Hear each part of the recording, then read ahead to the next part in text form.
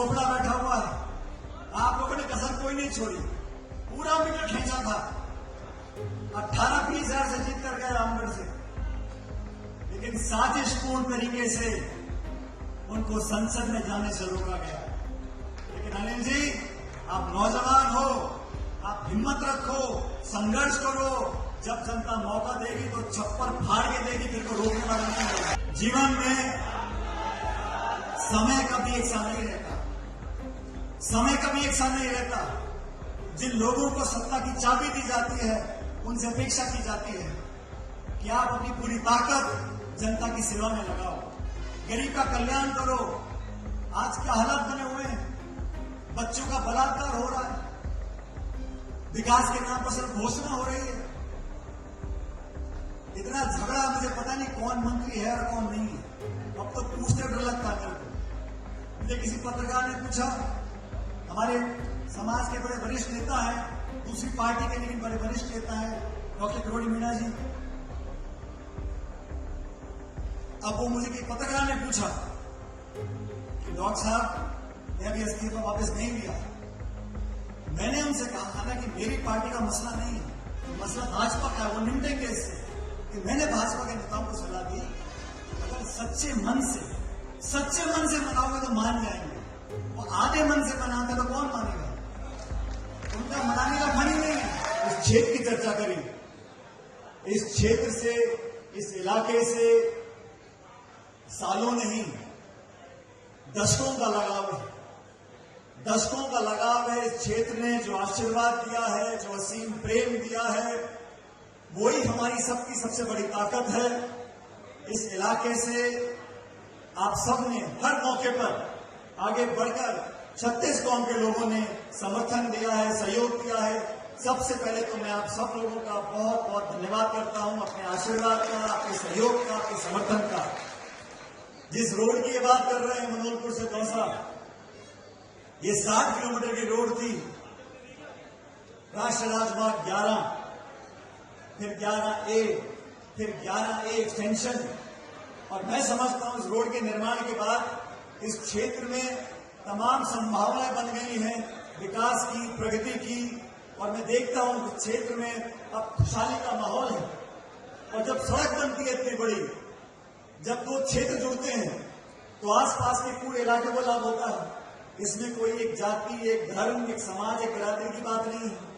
किसी एक पार्टी की विचारधारा वाले लोग सड़क पर चलते, ऐसा नहीं। सबके लिए विकास होता है। और यही बड़ी सोच लेकर लोगों को समाज में काम करना चाहिए, राजनीति में काम करना चाहिए। सोच व्यापक हो, लोगों को साथ लेकर चलने की हो, लोगों को जोड़ने की हो। आजकल तमाम नेता तोड़ने की बात करते हैं, विवाद पैदा करने की बात करते हैं। समाजों को, जातियों को, अलग अलग धर्म के लोगों को, अलग अलग प्रांत के लोगों को, यहां तक कि गोत्रों पे लोगों को आपस में टकराने का मौका दिया जाता है। आप सब समझदार लोग हो और मुझे खुशी है इस मन से तमाम विधायकों ने, तमाम सांसदों ने एक ही बात बोली है। आज राव बान्ना जी के जयंती के अवसर पर हमें अपने इतिहास को भी याद करना है, लेकिन भविष्य की चिंता भी करनी है। भविष्य बेहतर कब बनेगा? जब हमारे बच्चे पोते पढ़ेंगे, लिखेंगे, अपने पैरों पर खड़े होंगे, संपन्न होंगे, साधन उनको मिलेंगे, नौकरियां उनको मिलेगी, जीवन उनका बेहतर होगा।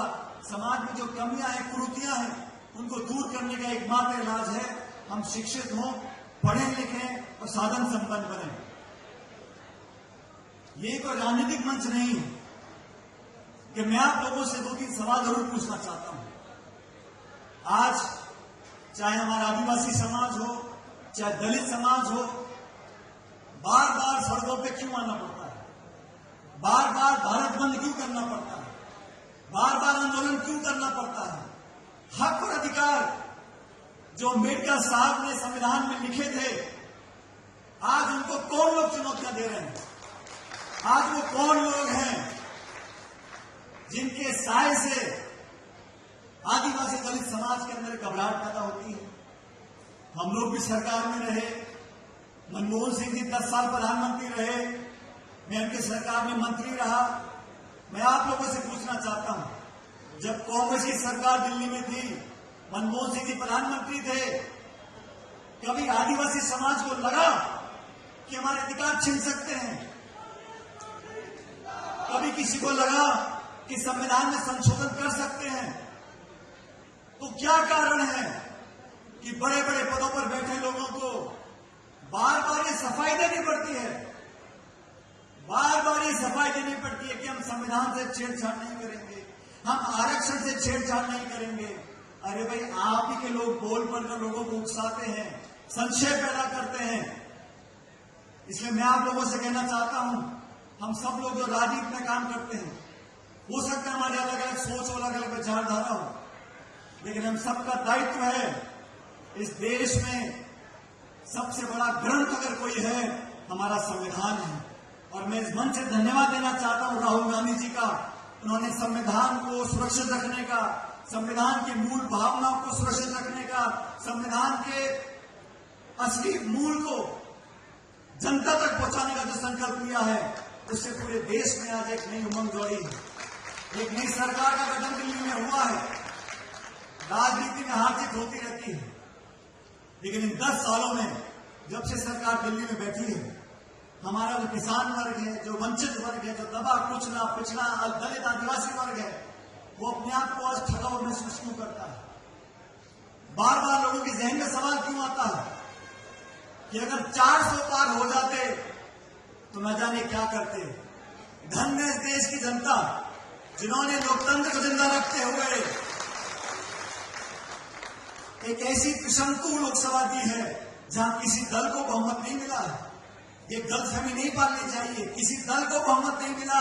एक मिलीजुली सरकार बनी है, 2-2 बैसाखियों को लेकर सरकार आगे चल रही है, और उसका परिणाम यह है कि दिल्ली की संसद में जहां मुरारी जी और हरीश मीणा जी बैठते हैं, आपके आशीर्वाद से, और मुझे कहते हुए बड़ा फक्र है, मैं धन्यवाद देना चाहता हूं आप सब लोगों का। चाहे धौलपुर हो, चाहे भरतपुर हो, चाहे दौसा हो, चाहे टोंक हो, सब जगह प्रचंड बहुमत के साथ कांग्रेस पार्टी के हमारे सांसद जीतकर गए हैं। यहां मेरा छोटा भाई अनिल चोपड़ा बैठा हुआ है। आप लोगों ने कसर कोई नहीं छोड़ी, पूरा मीटर खींचा था। 18-20 हजार से जीत कर गए रामगढ़ से, लेकिन साजिशपूर्ण तरीके से उनको संसद में जाने से रोका गया। लेकिन अनिल जी, आप नौजवान हो, आप हिम्मत रखो, संघर्ष करो। जब जनता मौका देगी तो छप्पर फाड़ के देगी, फिर को रोकने वाला नहीं होगा। हम लोग प्रचार करते हैं किसान की बात, किसानी की बात, गरीब की, मजदूर की, नरेगा की, शिक्षा की, रोड की, बिजली की, स्कूलों की, अस्पतालों की, कॉलेज की। देश को विकास करना है, देश को जोड़कर रखना है। चाहे महात्मा गांधी हो, चाहे राजीव गांधी हो, इंदिरा गांधी हो, हम लोग क्या बातें क्या करते थे?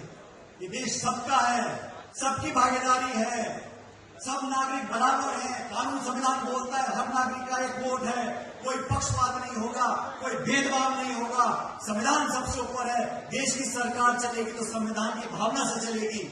आज ये माहौल बन गया। अब देखो, जब से राहुल गांधी जी नेता प्रतिपक्ष बने हैं, संसद में क्या हाल है?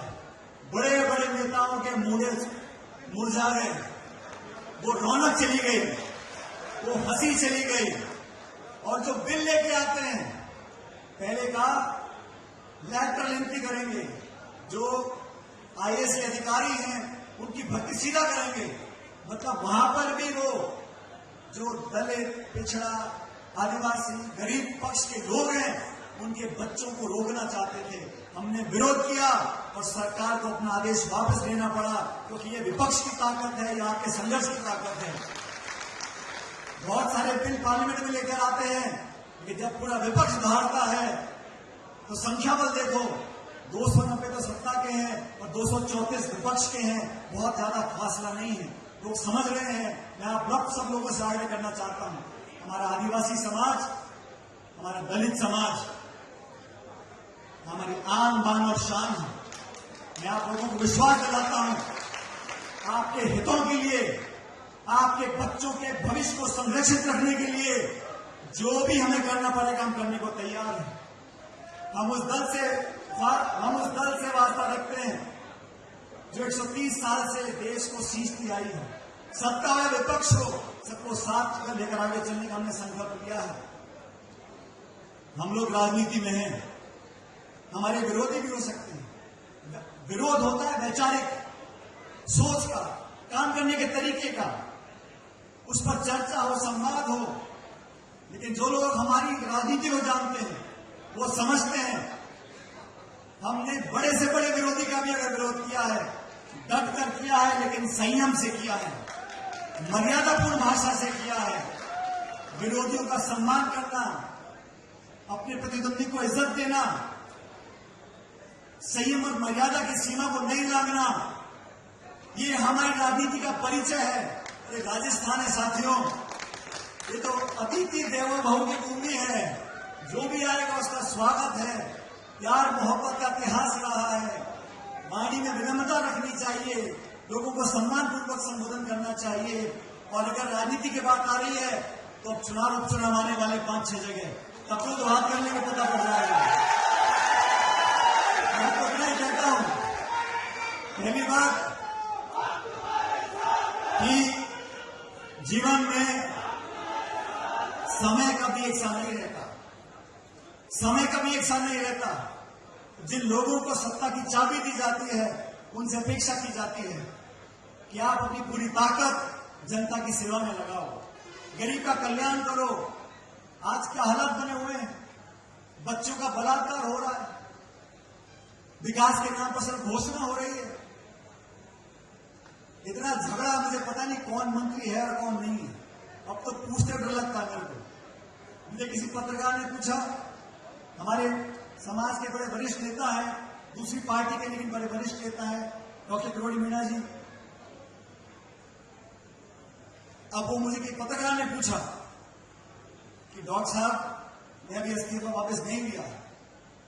मैंने उनसे कहा, हालांकि मेरी पार्टी का मसला नहीं है, मसला भाजपा का है, वो निपटेंगे इससे।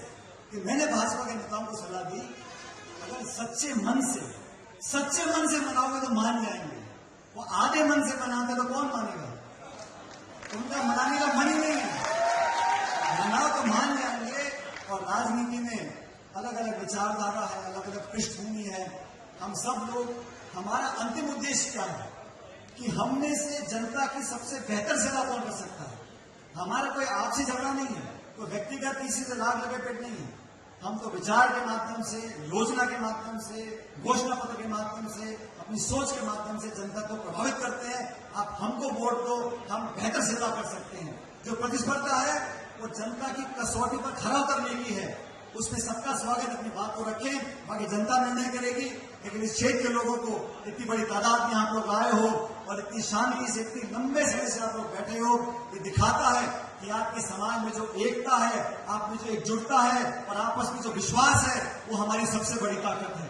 और अभी जो मुद्दे उन्होंने उठाए हैं, कांति जी ने, गोपाल जी ने, मुरारी जी, हरीश जी ने, कि यहाँ पर जो फॉरेस्ट का इलाका है, कभी कभी दिक्कत आती है गांव पंचायतों को हाईवे से जोड़ने का।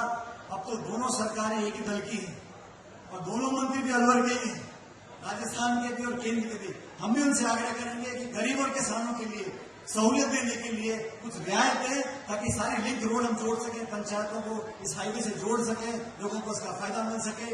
मैं आपसे इतना आग्रह करूंगा, राजस्थान की धरती अमन, चैन, शांति, प्रेम, भाईचारे की धरती है और ये मर्यादा हमें बनाए रखनी है।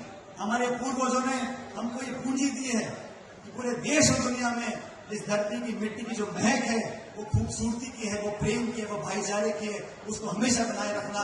हम महात्मा गांधी वाली सोच के लोग हैं, हम सबको साथ लेकर चलना जानते हैं। इसलिए आप सबसे मेरा निवेदन, एकजुट रहे, ताकतवर रहे। और समय बहुत जल्दी बदलेगा। यहाँ जो हालात मुझे दिख रहे हैं, बहुत लंबा चलने वाला मामला है नहीं, लेकिन आपकी एकता रहेगी, एकजुटता रहेगी, उनको ताकत मिलती रहेगी। मैं एक बार शक्कर मीणा जी को, उनकी पूरी टीम को धन्यवाद करता हूँ कि आपने हम सबको आमंत्रित किया।